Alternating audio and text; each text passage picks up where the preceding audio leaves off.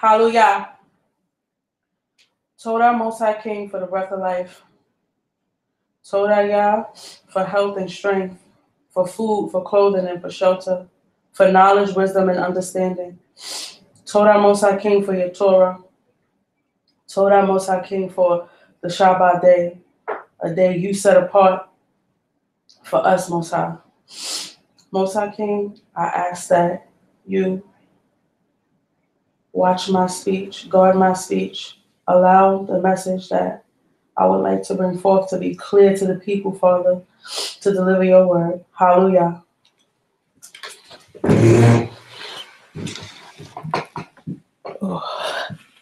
Shabbat Shalom, family. We are going to start with some prayers, and we're going to start with Psalm 92, a psalm for the Shabbat day. Hallelujah. Psalm 92.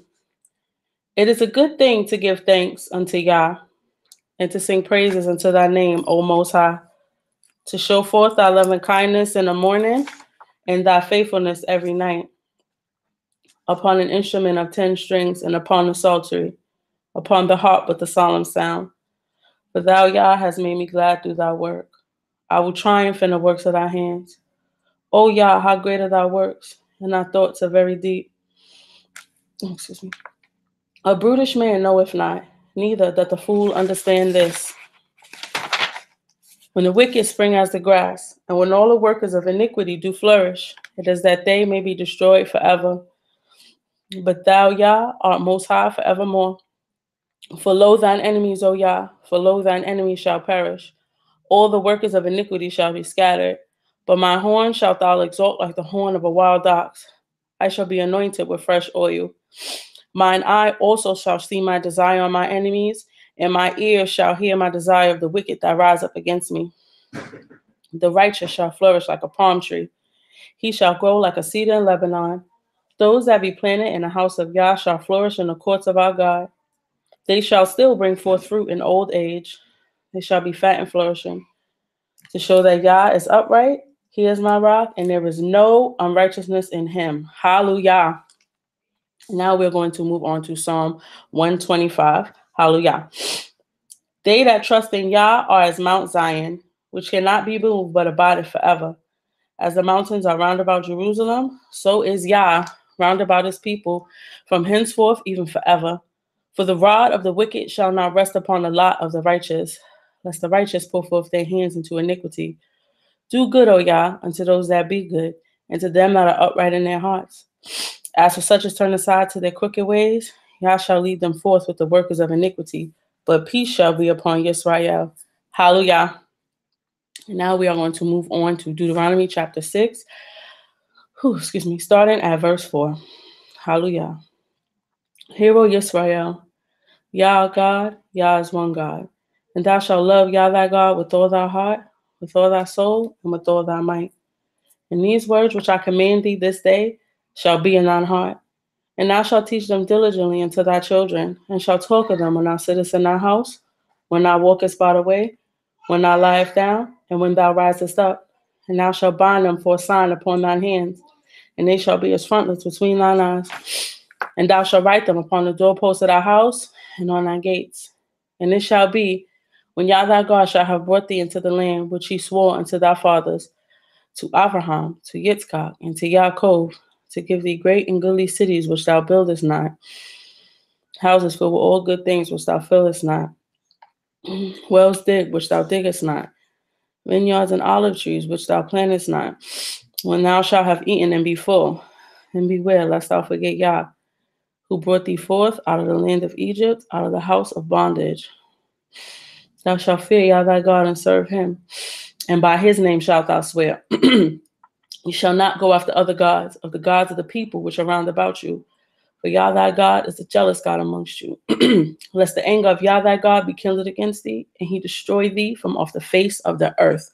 Hallelujah. Before I begin, first and foremost, I want to give all honor, all praise, and all glory to the supreme intellect of the universe, Yah Most High, creator of all things and everything. Hallelujah. Secondly, I would like to give much respect to Hanasi Sipor, the founder and leader of Shema Yisrael, thanking him for allowing us sisters to have this platform.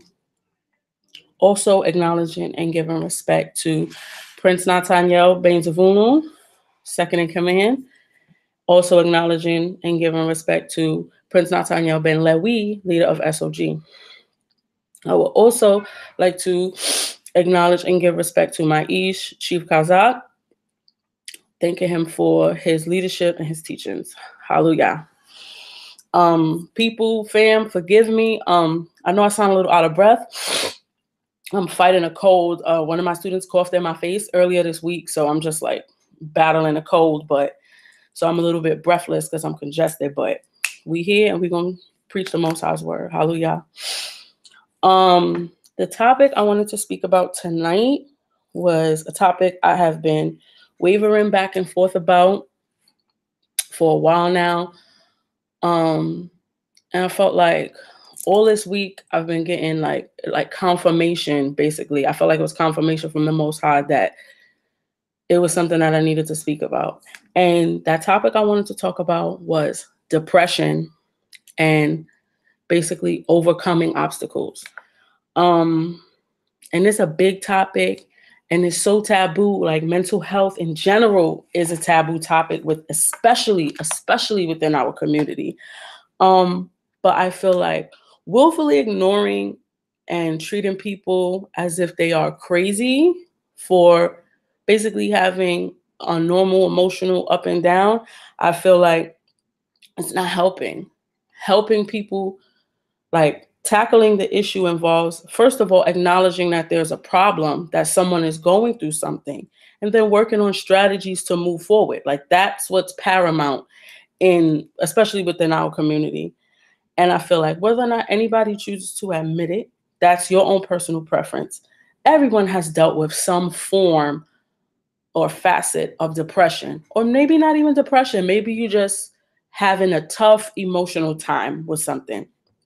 I mean, speaking from a personal perspective, I myself have battled depression and also anxiety on and off since I was like a teenager.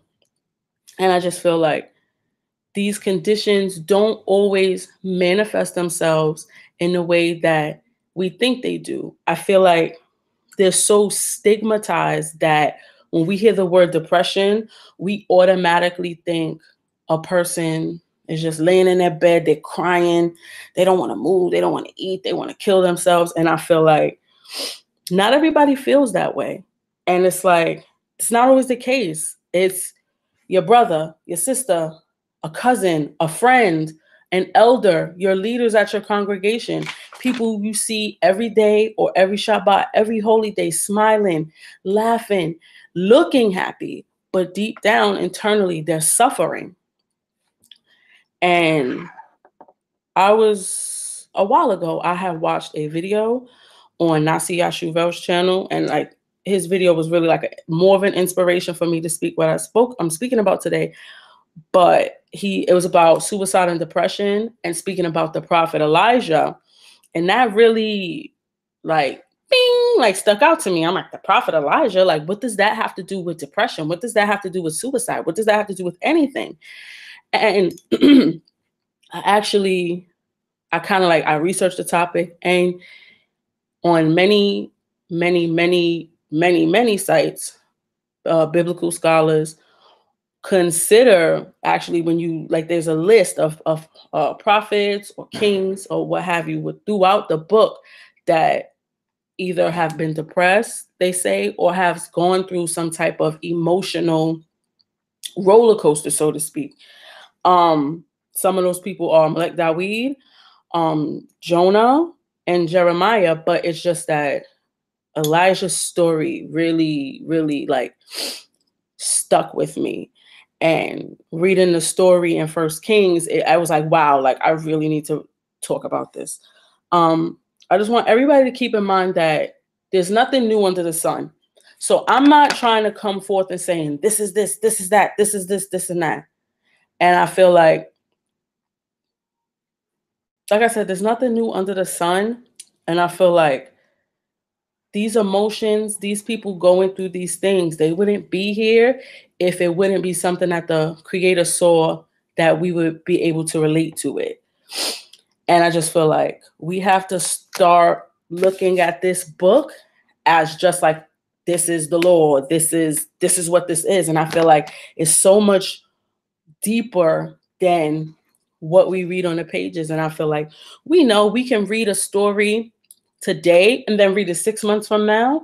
And I feel like it has a different meaning every time. In this book, you have a family history. You have your biblical lore. There's math in this book. There's science in this book. There's so many things that we can be able to gain from these people in this book. And I know last week the brothers had a debate about whether or not the Creator has emotions. And to me, I say whether or not the Creator has emotions, that's debatable. But the Creator created this, and it was a way for us to comprehend and be able to understand with things and deal with things. So the Most High created these things, and I feel like these stories are here for us to be able to relate to and for us to be able to gain something from them. So I'm going to read the story that I was telling you about of Elijah, and it's in 1 Kings chapter 19. But before I do read it, I just wanted to give basically a little bit of a backstory. I want to talk about, because I want to jump right into the specific thing that I'm talking about in chapter 19, but I just want to go over what happened in 18. A backstory, so to speak. The Most High sent the prophet Elijah to Samaria to King Ahab. And when he got there, Elijah challenged the prophets of Baal. We know the prophets were gathered. They tried to basically, I think they cut up a bull, they put it on an altar and called for Baal to ignite it. And they called on Baal all day, all night, nothing happened. They cut marks into themselves, Baal never answered them. And so Elijah then, showing the power of the Creator, he repaired the altar on Mount Carmel, placed his cut-up bull there, called on the Most High to ignite the sacrifice, and lo and behold, it happened. And at that moment, the people prostrated themselves. They fell down and prostrated themselves to the Creator. But as you all know, you don't couple the Most High with anything. So those prophets were actually slain. And when Ahab saw this, he ran and told his wife, Queen Jezebel, and now we're in 1 Kings 19. So I'm going to start reading that. Hallelujah. And Ahab told Jezebel all that Elijah had done, and with all how he had slain the prophets with the sword. Excuse me.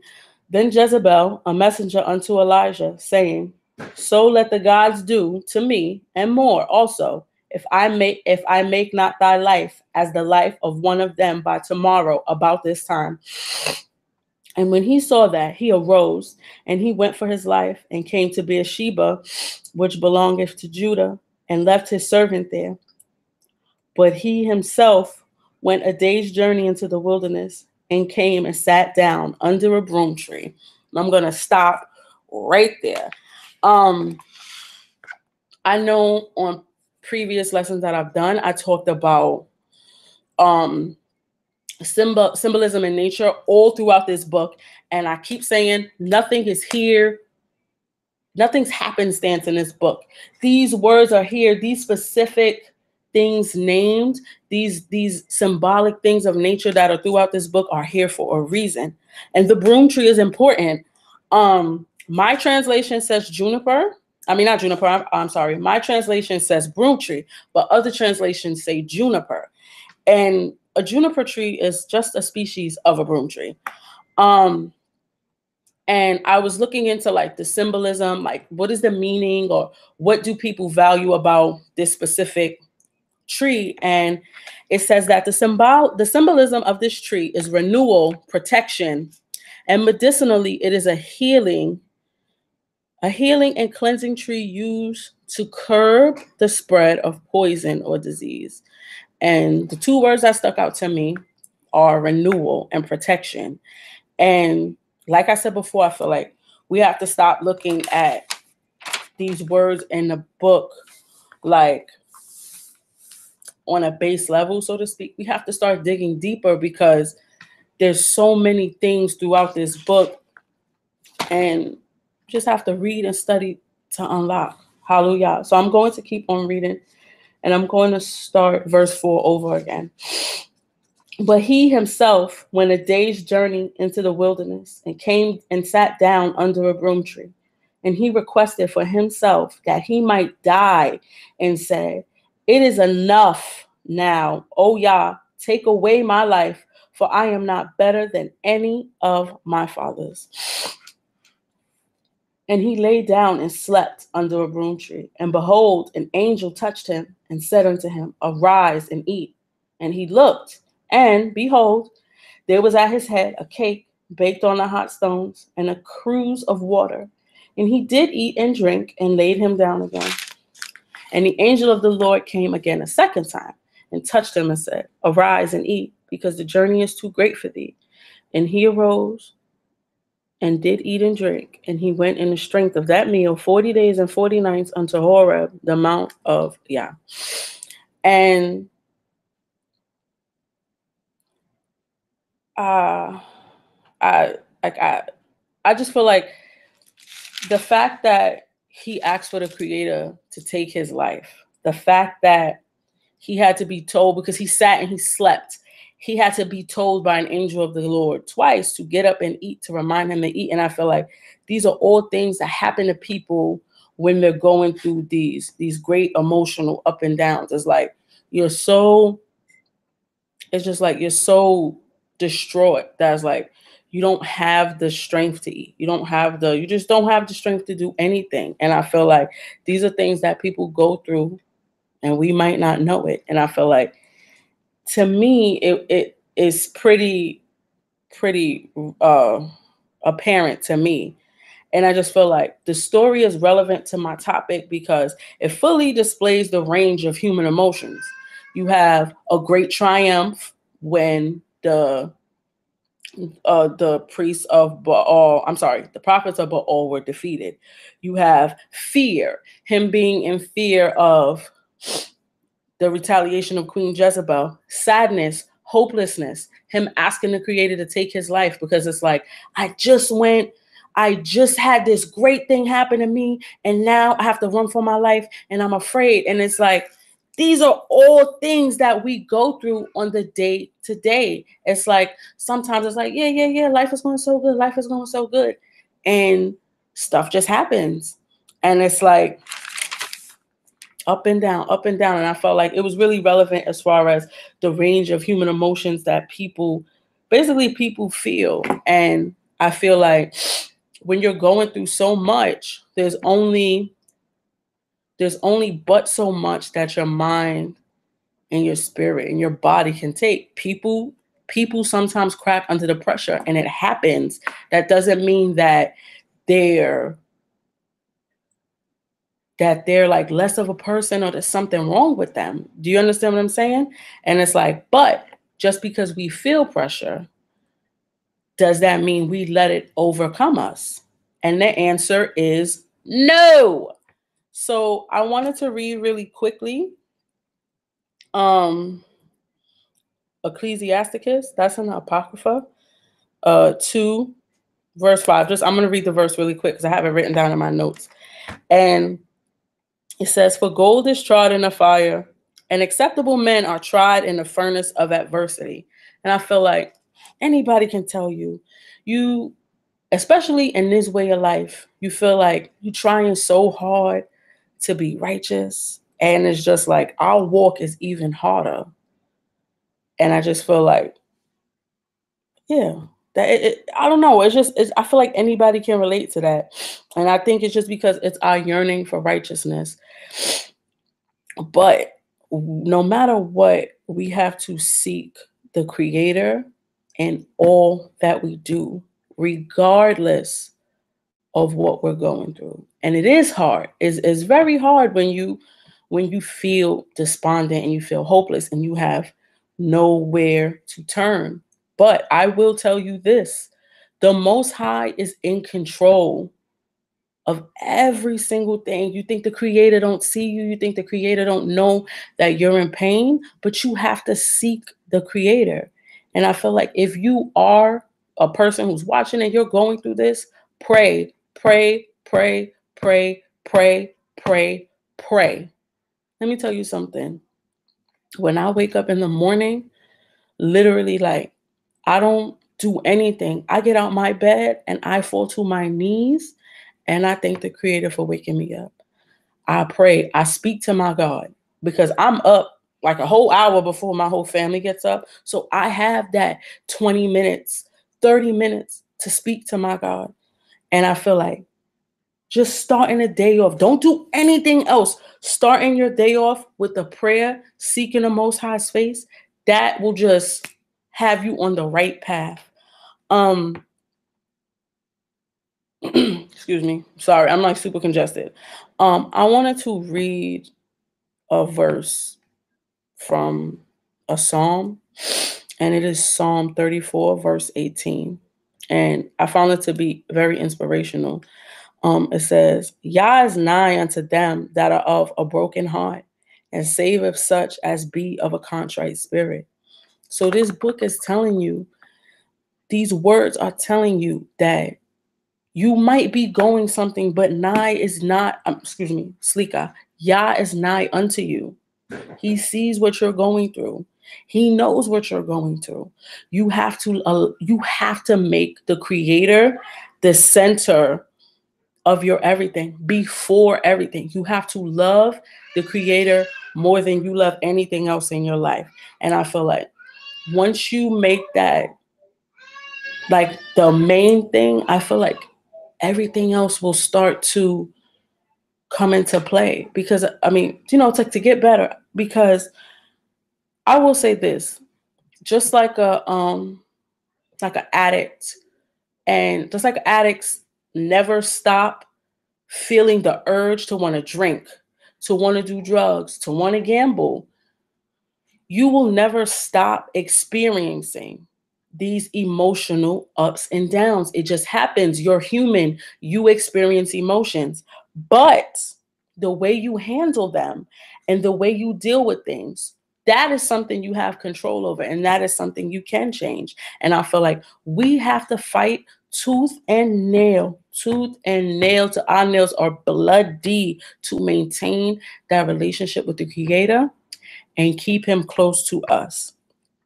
And I feel like so many people, when they're dealing with hard times and they're going through struggles, people fall on a crutch. They have crutches that help them get by. And I feel like if you smoke every day, if you drink every day, and when I say smoke every day or drink every day, if you feel like you have to have these things to alter your state of mind, you have to have your state of mind altered every day, then you have to search deeper, because there is something wrong. And a lot of people cover up pain that they might experience by just saying, oh, I like to smoke, or oh, I like to drink. And it's not anything wrong with that. But like I said before, if you're using that to the point where you're altering your state of mind, you have to do it every day. Like, you can't function unless you're in this state, then there is a problem. And you have to soul search and you have to deal with it.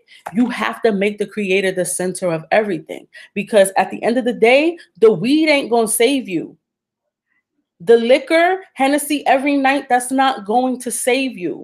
This book, the words in this book, the Creator of heaven and earth, that is what's here for you. That is what you need to be focused on. And I feel like another thing is, you have to, like I said, you got to deal with whatever it is you're going through. Repressing it and just pretending it's not there, it is always going to come back. I said before, repressed emotions never, ever, ever die. They come back and they're uglier each and every time. that they come back forth. And I don't know, someone might feel sad or somebody might feel depressed because they might have dealt with something in their past. You might have dealt with something in their past. Something maybe happened in their childhood, or maybe they have a bad relationship with a family member or things of that nature. Maybe they're stressed out about job, about bills, things that we all experience in life. But also, we should acknowledge and understand that we suffer from generational trauma. And that's just not a cute term. It's a scientific fact that people today, walking around today in Brooklyn, New York, in Florida, in Timbuktu, you are carrying trauma and emotional baggage from your ancestors. And that is so deep. And I feel like when you all get a chance, please tune into the channel. Our sister, Princess Reggie, did a beautiful, amazing Erev Shabbat lesson on on generational trauma. And then there was also a part 2 that she did with Princess Kaya. And I feel like you all need to tune into that, because it really gives you what's the word I'm looking for? I feel like it really gives you a glimpse into our people, how we think, how we feel, how we act, and why we do the things we do. Because sometimes stuff happens and you're like, oh, I don't know why I did it. And it's like, it's just deep. It's like these things are like embedded, like literally embedded in our DNA, this trauma, this pain, and we have to get it out. And I feel like seek the Most High in all that you do. Even in Exodus, it talks about visiting the iniquities on the father to the 3rd and 4th generation. The Most High is telling us. And I feel like sometimes we don't listen, you know? I would like to read the 116th Psalm. Because again, we might not notice it, but it's like, when you read these things in a frame of mind of which I'm speaking, you're like, wow, this clicks and this makes sense. So I'm gonna read the 116th Psalm. I thought it was really beautiful. When I read it, it brought tears to my eyes. It really, truly did. Because King David, a man who wrote the majority of these Psalms, is another person. A lot of emotional ups and downs. A lot of things happened to him in his life. And you think experiencing all those things, you think a person comes out unscathed. No, you might fall into a despair or a depression or a sadness. And it's very apparent in these Psalms that he writes. But David was a man after the heart of the Most High, and he sought the Most High in all that he did. So that's another thing we have to keep in mind. So I'm going to read the 116th Psalm. Hallelujah. I love that Yah should hear my voice and my supplications, because he hath inclined his ear unto me. Therefore I will call upon him all my days. The cords of death compass me, and the strains of the netherworld got a hold upon me.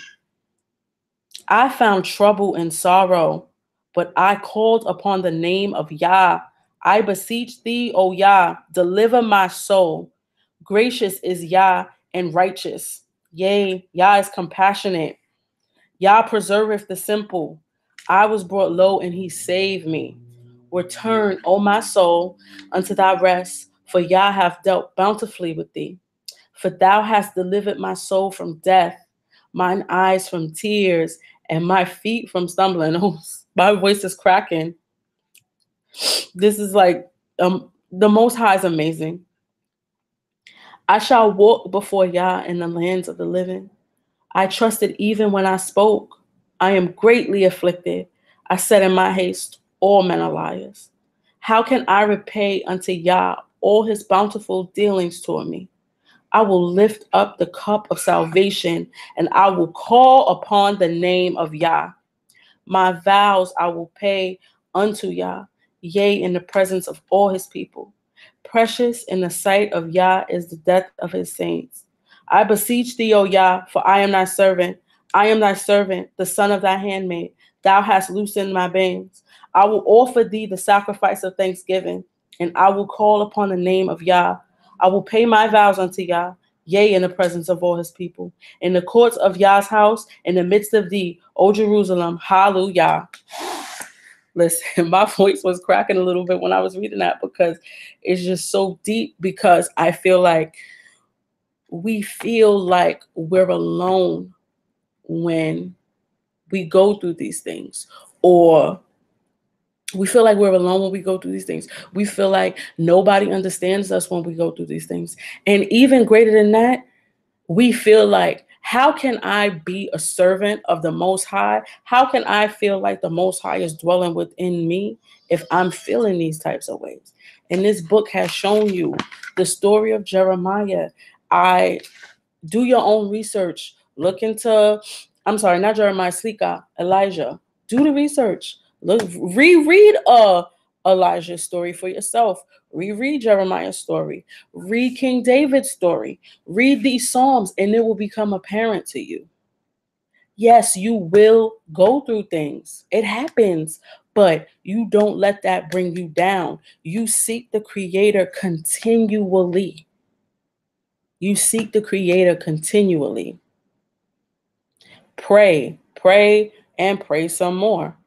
Pray incessantly. Pray 5 times a day. Pray 20 times a day. Listen, sometimes I could be walking to work. I could be walking to the store, and I will really be looking like I'm talking to myself, or I'm talking on the phone, and I'm not. I'm talking to the Most High.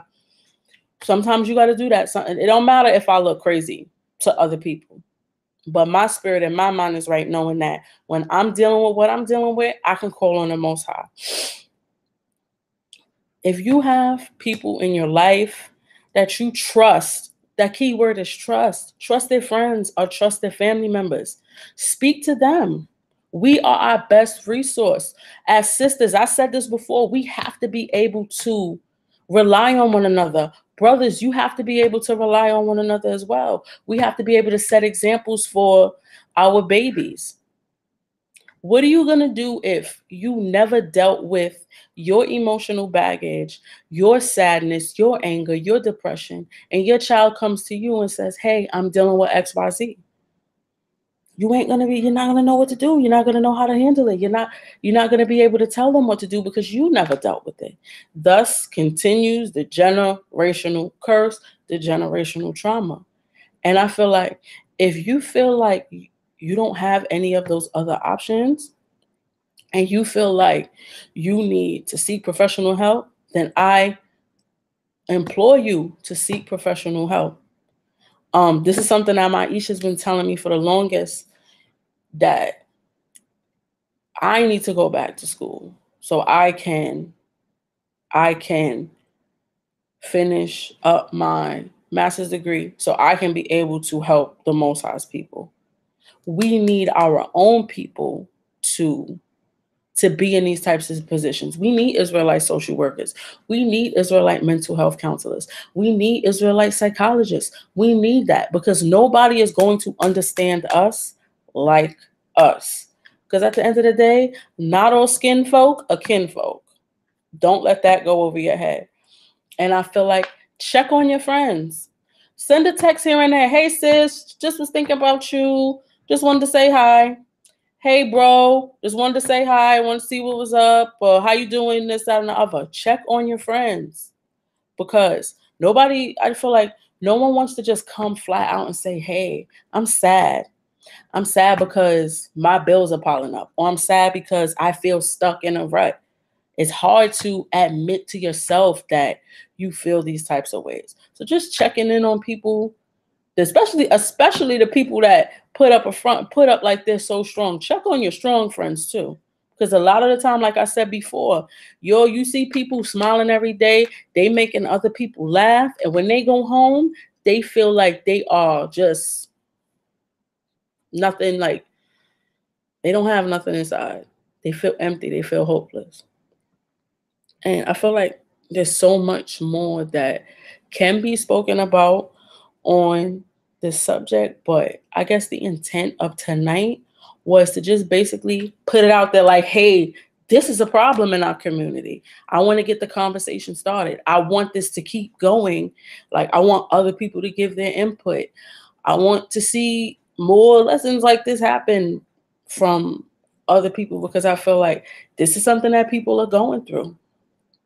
And just know that, like, again, if you are suffering, that you're not alone. Like, you're not the only person in the world that is dealing with something.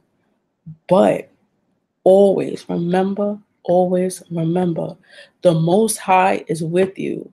The Most High sees all, the Most High knows all, the Most High is in control. You must seek the Creator continually. And with that, I pray that I pray that you got something from this. I pray that I didn't lead anybody astray with my words. I pray that my words were clear. And I hope that you all have a blessed Shabbat and an even blessed week. Shabbat Shalom, family.